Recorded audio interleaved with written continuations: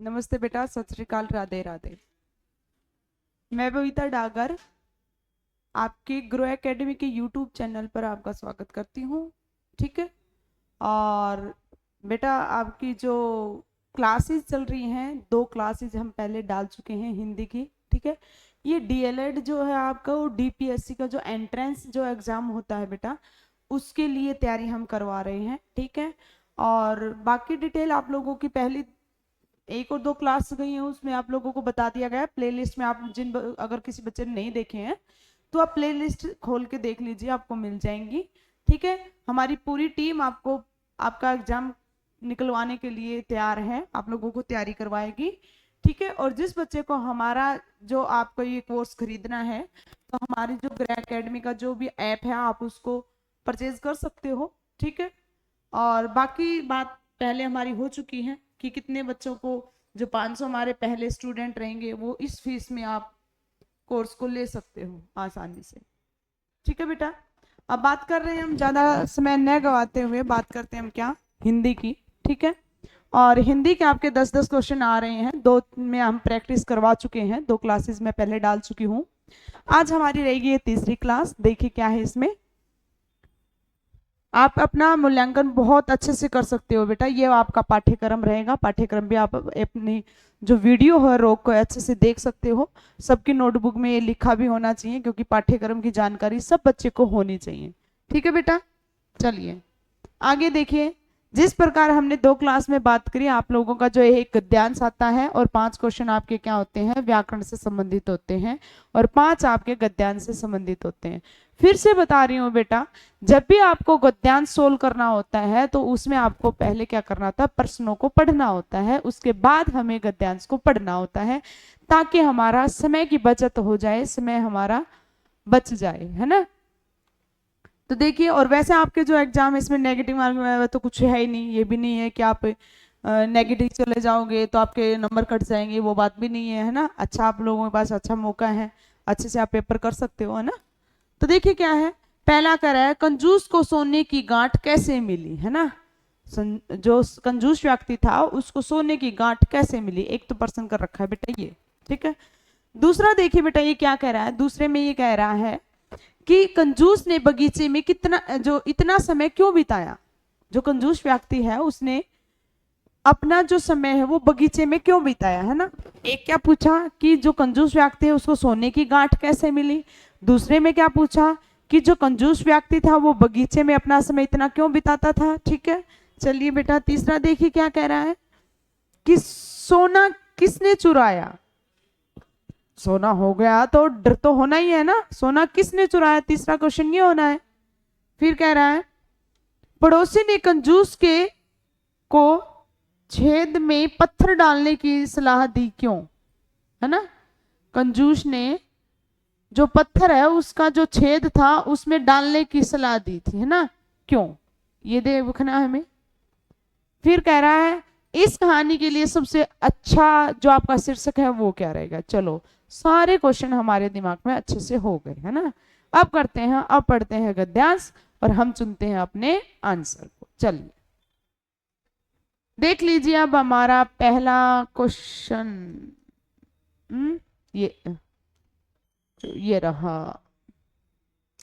देखिए क्या कह रहा है, कंजूस को सोने की गांठ कैसे मिली। क्या है, कंजूस जो व्यक्ति था उसको सोने की गांठ कैसे मिली थी। देखते हैं भाई कैसे मिली।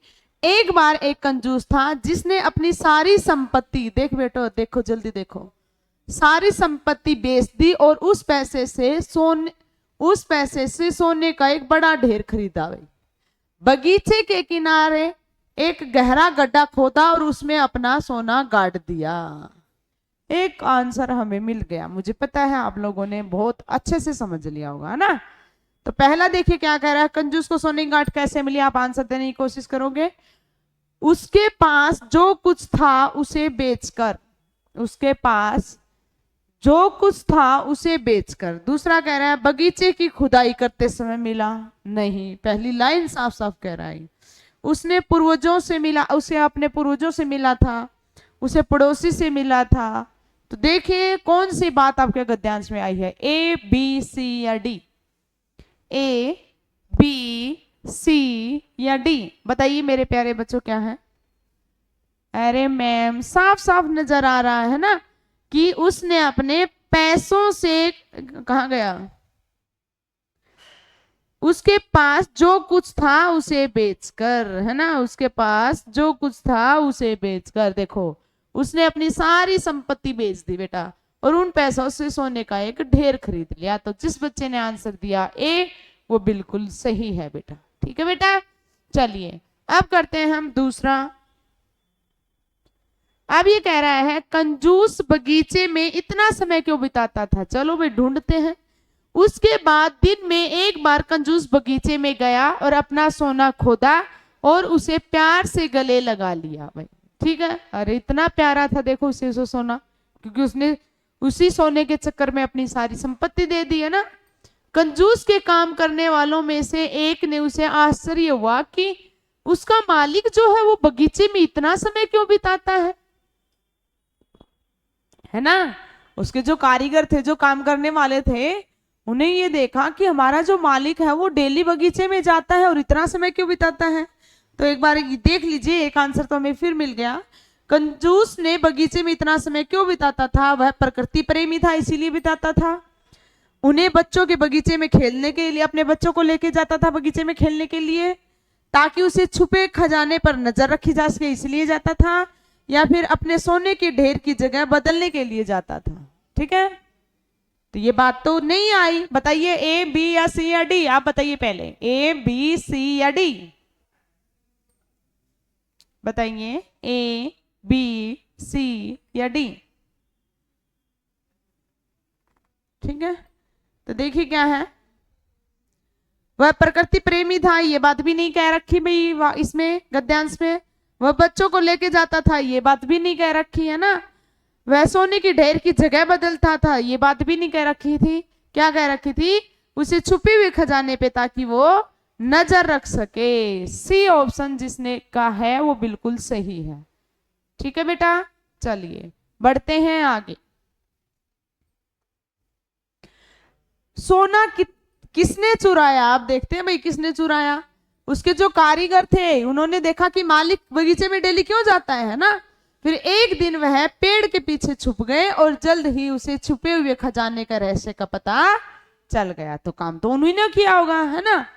उस रात जब कंजूस गहरी नींद में सो रहा था तो कारीगर बगीचे में घुस गए और सोने के ढेर को क्या कर लिया बेटा? चुरा लिया। फिर मिल गया हमें एक और आंसर। कितना इजी रहता मैं इस तरीके से आंसर को ढूंढना, है ना। तो एक चोर ने चुराया, नहीं चोर तो कोई आया ही नहीं था। उसके पड़ोसी ने चुराया, नहीं इसकी भी बात नहीं हुई थी मैम। तो कंजूस जो था, उसके जो काम करने वाले थे, उन्होंने क्या कर लिया बेटा? सोने को चुरा लिया। यानी जिस बच्चे ने आंसर दिया सी, वो बिल्कुल सही। ठीक है बेटा, चलिए बढ़ते हैं आगे। फिर कह रहा है आपका, पड़ोसी ने कंजूस को छेद में पत्थर डालने की सलाह क्यों दी थी? देखते हैं क्यों दी थी, कब दी थी। आप देखो भाई, उसके काम करने वालों ने क्या कर लिया? सोना चुरा लिया। जब कंजूस को पता चला कि उसका सोना चला गया है तो उसने अपने बाल नोच लिए और निराशा में जोर जोर से रोने लग गया। भाई अपने आप को दोषी ठहराने लग गया। देखो मेरे साथ क्या हो गया। एक पड़ोसी यह देखने के लिए दौड़ता हुआ आया कि मामला क्या है, कि वो क्यों रो रहा है ना। और दुखी कंजूस ने उसे बताया कि क्या हुआ था। तब पड़ोसी ने कहा, प्रार्थना करो कि तुम्हारा रोना बंद हो जाए और जाओ और एक पत्थर को ढूंढो। यानी एक पत्थर को ढूंढ के लेके आओ, पत्थर को छेद में रखें। यानी एक पत्थर ढूंढ लाओ और उस पत्थर को क्या करो? छेद में रखो और कल्पना करें कि यह आपके सोने की गांठ है। फिर उसने कहा कि आप ये सोचो, यानी ये इमेज करो, ये कल्पना करो कि ये सोचो कि वो सोने की गांठ है। यानी एक पत्थर लाओ, उसको एक छेद में रखो उस पत्थर को, और उस पत्थर के बारे में इमेज करना था कि वो क्या है? आपके सोने की गांठ है। पत्थर आपके उद्देश्य को पूरा कर देगा। जो पत्थर जो है आपके जो चाह रहे हो वो पूरा कर देगा, क्योंकि आपके कभी भी सोने का उपयोग करने का इरादा नहीं किया था, क्योंकि आपने सोना तो सिर्फ उसको बचा के रखने के लिए किया था, उसका प्रयोग करने के लिए नहीं किया था। एक कंजूस व्यक्ति के लिए जो उसके पास है वह उस चीज से अधिक उपयोगी नहीं है। कहने का भाव क्या कह रहा है, कोई कंजूस व्यक्ति है और उसके पास जो कुछ भी है, उसके पास जो है वह उस चीज से अधिक उपयोगी नहीं है। जो उसके पास नहीं है ना, यानी कहने का भाव क्या है, जो उसके पास नहीं है ना और जो उसके पास है उससे उपयोगी कुछ भी नहीं है कंजूस के लिए। ठीक है बेटा, चलिए देखते हैं हम क्या कह रहा है। पड़ोसी ने कंजूस के छेद में पत्थर डालने की सलाह दी। क्यों दी थी? सोना पत्थर के समान ही होता है, ये बात बोली थी।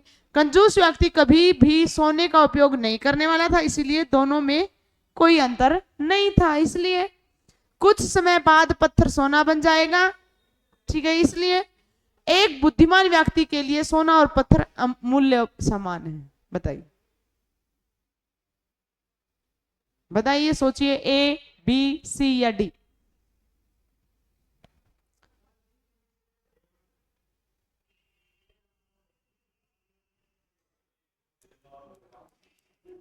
देखिए बेटा, ध्यान दीजिए, इसने ये बात पूरी यहाँ पे कही है कि उस पत्थर को जो उस छेद में रख दो, और क्योंकि आप उसका उपयोग तो करने वाले थे ही नहीं, सोने का प्रयोग करते तो रोना आता ना आपको, तो वो सिर्फ पूरी जिंदगी भर रखना था।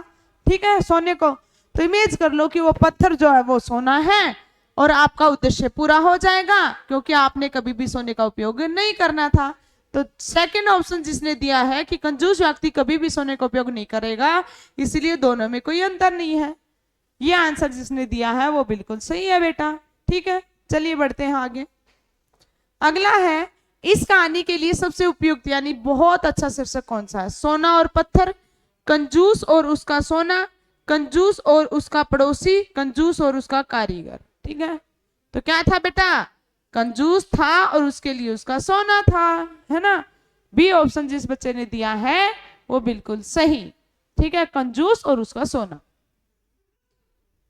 फिर कह रहा है, आगे देखिए, व्याकरण से संबंधित हम प्रश्न देखते हैं। पहला कह रहा है शुद्ध वाक्य का चयन कीजिए। पहला कह रहा है क्या? शुद्ध वाक्य का चयन कीजिए। मेरे को जाना है, ये सही है। मुझे जाना है, ये सही है। आप बैठो, ये सही है। वह अनेकों लोग खड़े हैं, ये सही है। बताइए, ए, बी, सी या डी? जल्दी बोलिए प्यारे बच्चों, ए, बी, सी या डी? तो देखिए क्या होगा इसका। मेरे को जाना है बिल्कुल सही वाक्य नहीं है, अच्छे से आपका जो कारक क्रिया जो उसका प्रयोग नहीं किया। मुझे जाना है, आप बैठो, वहां अनेकों लोग खड़े थे, वहां अनेकों लोग खड़े थे, नहीं अनेक लोग खड़े थे, ऐसा आ जाता, अनेकों नहीं। तो मुझे जाना है ये रहेगा सबसे बिल्कुल शुद्ध। ठीक है बेटा, चलिए आगे बढ़ते हैं। श्री गणेश का विलोम शब्द बताना है बेटा। श्री गणेश, श्री गणेश का मतलब क्या होता है? याद कीजिए, जब भी आप कोई काम शुरू करते हो तो आप सबसे पहले किसकी प्रार्थना करते हो? जब भी आप पूजा करते हो सबसे पहले किसकी शुरुआत करते हो, किसकी पूजा करते हो? यानी जब हम पूजा करते हैं तो सबसे पहले हम क्या करते हैं? गणेश जी की पूजा करते हैं, तो उसे प्राथमिकता देते हैं। तो श्री गणेश का मतलब हो गया हमारा क्या बेटा? शुरू करना, और इसका विपरीत बताना हमें क्या? पहला है श्री राधा, दूसरा है विनाश, तीसरा है इति श्री, और चौथा आपका इनमें से कोई नहीं। बताइए आंसर, ए, बी, सी या डी? ए, बी, सी या डी? ए, बी, सी या डी? ए, बी, सी या डी? ठीक है, तो क्या हो जाएगा आपका? इति श्री। इति श्री का मतलब होता है श्री गणेश यानी शुरुआत करना, इति श्री यानी खत्म कर देना, इति श्री कर देना। सी ऑप्शन जिस बच्चे ने दिया है वो बिल्कुल सही है बेटा। ठीक है, चलिए आगे बढ़ते हैं। आकर्षण का विलोम क्या होगा? यानी कोई चीज आकर्षित करे उसको, आकृष्ट होगा, विकर्षण होगा, अनाकर्षण होगा या प्राकर्षण होगा? ठीक है, विलोम बताना है बेटा, विपरीत। ए, बी, सी या डी? बताइए, ए, बी, सी या डी? बताइए मेरे प्यारे बच्चों। तो आकर्षक का आंसर जिस बच्चे ने दिया है बेटा बी, विकर्षण, वो है बिल्कुल सही। ठीक है बेटा, चलिए शुद्ध वाक्य का चयन कीजिए, शुद्ध वाक्य देखना है। गरम कप चाय दे दो, ये सही है। मैं तुम्हारी काम करता हूं, ये सही है। उसे मृत्युदंड की सजा मिली, ये सही है। दिल्ली में कई दर्शनीय स्थल हैं, ये सही है। बताइए मुझे, ए बी सी या डी? ए है, बी है, सी है या डी है? तो मेरे प्यारे बच्चों, जिस बच्चे ने आंसर दिया है डी, दिल्ली में कई दर्शनीय स्थल हैं, वो बिल्कुल सही। सब में कुछ ना कुछ कमी है। गरम कप चाय दो, दो नहीं दीजिए। मैं तुम्हारी काम करता नहीं, तुम्हारा काम करता हूं। तो तीनों में कुछ ना कुछ प्रकार की क्या है, गलती है। जो दी है हमारा वो बिल्कुल सही है। दिल्ली में कई दर्शनीय स्थल है। ठीक है बेटा, चलिए। फिर आपका सन्यासी का विलोम बताइए। सन्यासी कौन होता है? जो सन्यास ग्रहण कर लेता है, जो वन में रहता है ना, वो हो गया आपका। तो उसका विपरीत क्या हो जाएगा? राजा, भोगी, गृहस्थी, या इनमें से कोई नहीं। जो घर का त्याग करते बाहर रह ले वो सन्यासी। और जिस बच्चे ने आंसर दिया बताइए जल्दी, ए बी सी या डी? बताइए मेरे प्यारे बच्चों, ए आएगा, बी आएगा, सी आएगा या डी आएगा? तो जिस बच्चे ने आंसर दिया सी, यानी सन्यास, जो घर गृहस्थी का त्याग करते वो सन्यासी, और जो गृहस्थी जीवन जिए वो गृहस्थी। तो सन्यासी का विलोम क्या हो जाएगा बेटा? गृहस्थ। यानी जिस बच्चे ने आंसर दिया है सी, वो है बिल्कुल सही। ठीक है मेरे प्यारे बच्चों, तो आप लोगों ने देखा कि किस प्रकार से आपके प्रश्न पूछे जाते हैं, क्या क्या चीजें आप लोगों को करनी है, पाठ्यक्रम आपका क्या है, कैसे आप लोगों को आगे बढ़ना है। ठीक है बेटा, तो आप लोगों से इजाजत चाहूंगी। ठीक है, क्लास हमारी यहीं तक। सबको मेरा प्यार भरा नमस्ते। खुश रहो, मस्त रहो, हंसते रहो, पढ़ते रहो और आगे बढ़ते रहो बेटा। ठीक है बेटा, चलिए।